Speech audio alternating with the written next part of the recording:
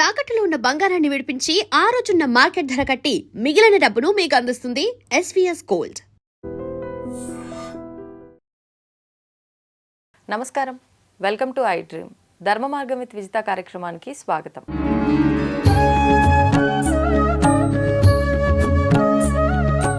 ప్రస్తుతం మనతో పాటు ఉన్నారు దివ్య విశ్వశక్తి పరివార ప్రచారకులు స్వామి ఓం స్వరూప్ గారు. ఇప్పుడు వారితో మాట్లాడదాం. నమస్కారం అండి. దివ్య స్వరూపులందరికీ దివ్య ఆశీస్సులు.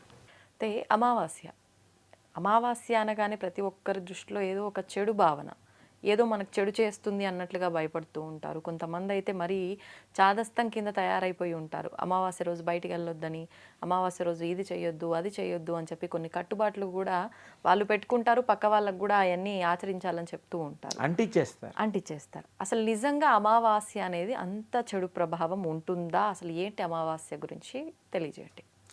అమావాస్య చాలా గొప్ప తిథి. నెలకి ఒక మారు వస్తుంది, పౌర్ణమి కూడా ఒక మారు వస్తుంది, రెండూ కలిపి కృష్ణపక్షం. సరే, మరి విశేషమైనటువంటి అమావాస్య అందరూ చీకటిగా భావిస్తారు. అమావాస్య ఎప్పుడైతే తగ్గుముఖం పడితే దివ్య తేజో కాంతి పుంజాలు ఈ ప్రపంచంలో వెళ్ళి విరుస్తాయి.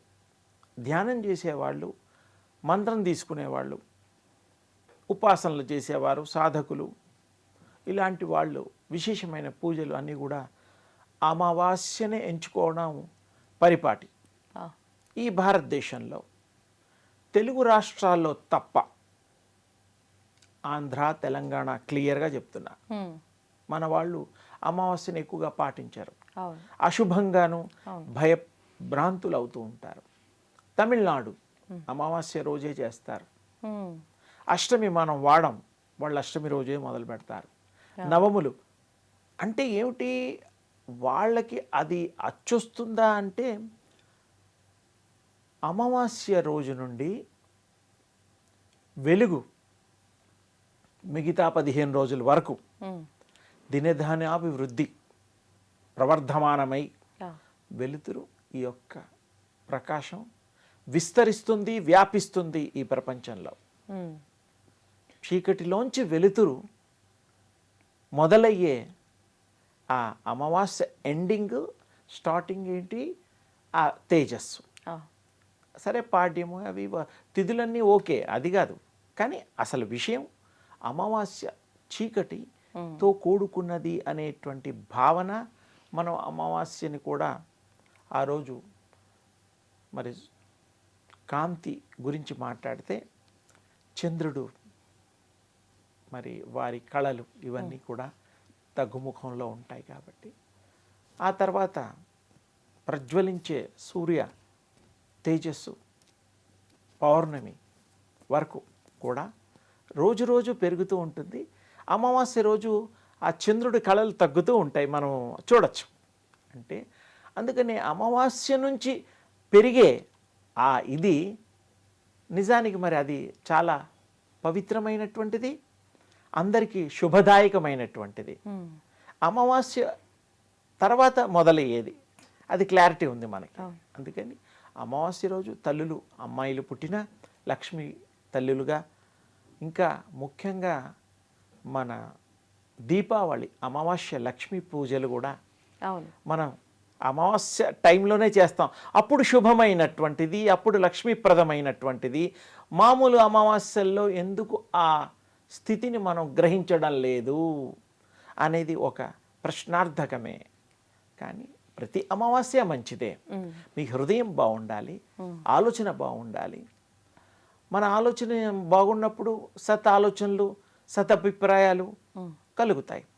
అమావాస్య చీకటి మయమైనటువంటి ప్రపంచంలో వెలుతురిని ప్రారంభ చేసేటువంటి ఆ రోజు నిజంగా అమావాస్య మంచిది, ఏమి ఇబ్బందులు ఉండవు.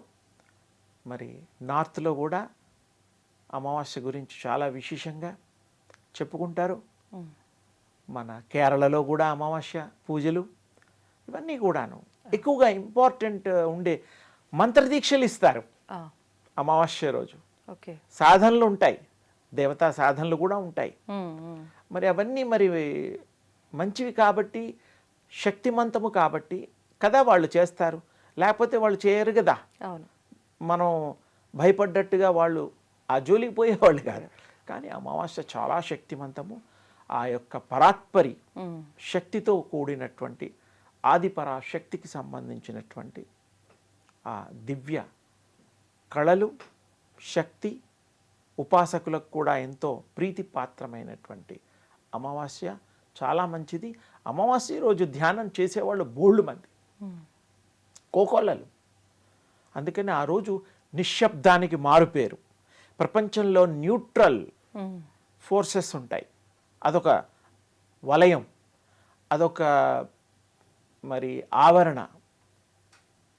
ఆ టైంలో మీరు ఏది చేసినా తొందరగా సిద్ధించడానికి అవకాశాలు ఉన్నాయి. మంత్రదీక్ష చేసిన వాళ్ళు మంత్ర ఫలితం, మంత్రోపదేశం చేసేవాళ్ళు ఆ కొన్ని అమావాస్య ఘడియల్లో వాళ్ళు. ఈసారి వచ్చే అమావాస్యకి సూర్యగ్రహణం ఉంది, కానీ మన దగ్గర లేదు, విదేశాల్లో చాలా ఉంటాయిరా. ఇదే కాదు, విదేశాల్లో ఉన్నవి మనకి ఒక్కొక్కసారి కాదు, చాలా వరకు మన దగ్గర అవి స్పష్టంగా కనిపించవు, మనకు వర్తించవు. అయినా మన నియమాలు పాటించాలి. ఎందుకంటే ప్రపంచం అంతా ఒకటేగా. మనం ఉండే దగ్గర ఎండ లేదు, గొడుగు పెట్టుకున్నామంటే ప్రపంచంలో ఎండ లేనట్ట, సూర్యుడు వెలుతురు లేనట్ట, కిరణాలు రానట్ట, అది కాదు కదా. అవి పాటిస్తే మంచిది. మన దగ్గర లేదు అని దాన్ని వదిలేయకూడదు. అది ఉన్నా వేరే దేశాల్లో కనిపించినా మనం అవసరం లేదని చెప్పినా ఆ టైంలో మామూలుగా స్నానాలు జపతపాదులు చేసుకునేవాళ్ళు నార్మల్గా పాటిస్తే మంచిది అని పూర్వీకులు చెప్పారు, మన పెద్దవాళ్ళు. పాటిద్దాం. అలాకపోతే ఇంకొంచెం వేరే రకంగా పాటిద్దాం. శుభమే కదా, అశుభం కాదు కదా. అందుకని అమావాస్య గొప్పతనము, అమావాస్య విశేషమైనటువంటి మరి ఉపాసన, ఇలాంటివన్నీ కూడా జపాలకి, ఉపాసన, మంత్ర దీక్షలకి, ఇలాంటివన్నిటికి కూడాను చాలా గొప్పది. తమిళనాడు అలాంటి, కేరళ అలాంటి రాష్ట్రాలలో ఆ అమావాస్య రోజే పూజలు, అమావాస్య రోజే గృహప్రవేశాలు, అమావాస్య రోజే అడ్వాన్స్ ఇస్తారు ఏదైనా కొనాలనుకో. మన వాళ్ళేమో అమావాస్య మంగళవారం, ఆదివారం, ఇది కూడా ఆదివారం, అష్టమి, నవములు పాటించారు, వద్దంటాం. ఎందుకు? భయం. అది ఎందుకో ఏదో జరిగి ఉండొచ్చు. మరి వారి వారి స్వవిషయం. కానీ ఏమీ కాదు, మీ హృదయంలో ఆ భగవంతుడిని నమ్ముకొని, మీ హృదయమే దేవాలయం కాబట్టి భగవంతుడిని నమ్ముకొని మంచి ఆలోచనతో ఏది మొదలుపెట్టినా మీకు మంచి జరిగి తీరుతుంది. Thought creates goodness. గాడ్ అంటే కూడా అంతే కదా. ఆ గాడ్ని కనుక మీరు చక్కగా ఉపాసన చేస్తే ఆ గాడ్, జీఓడి గాడ్ అంటాం, ఆయన మీకు గార్డుగా, అంటే ఇంటికి కాపలాదారుడిని గార్డ్ అంటాం కదా. అలాగే మన ఈ దేహానికి, మన వంశానికి, ఈ ప్రజలందరికీ కూడా ఎవరైతే మనస్సు పెట్టి ధ్యానం చేస్తారో, ఎవరైతే మనస్సు పెట్టి వారిని కోరుకుంటారో, ఆ స్వామిని స్వచ్ఛత హృదయంతో తప్పకుండా మిమ్మల్ని కాపాడుతాడు. అలాగే ఒకప్పుడు బలిచక్రవర్తిని కూడా మరి అధోలోకంలో ఆయనని వరం ఇచ్చిన తర్వాత ఆయనకి కాపలాదారుడిగా సాక్షాత్తు స్వామివారే ఉన్నారు. మరి ఈ చరిత్రలో ఈ పదం కూడా మనం వినాలి, కనాలి, ఆ విషయం తెలుసుకోవాలి. God will became God. ఎంత సింపుల్గా ఉంది. అందుకని భగవంతుడు మన రక్షకుడు, పోషకుడు, పాలకుడు. అందుకని వారిని ఎప్పుడు కూడా మనం మరి ఒక్క నిమిషం కూడా వదలకుండా చేసే ప్రతి పనిలో వారి ఆజ్ఞ తీసుకొని చేసిన వాడికి శుభమే శుభం. ఊరికి పైపైన ఎదుటి వాళ్ళని మెప్పు పొందడం కోసం మాట్లాడే మాటలు కాకుండా స్వచ్ఛంగా, మనస్ఫూర్తిగా, త్రికరణ శుద్ధిగా భగవంతుడిని కనుక కోరుకుంటే భగవంతుడు కరుణిస్తాడు. నిన్ను బిడ్డగా, పుత్రుడిగా స్వీకరిస్తారు, పుత్రికగా స్వీకరిస్తాడు. చాలా తేలిగ్గా చెప్పాను. అందరికీ శుభం కలుగాక. ధన్యవాదాలండి.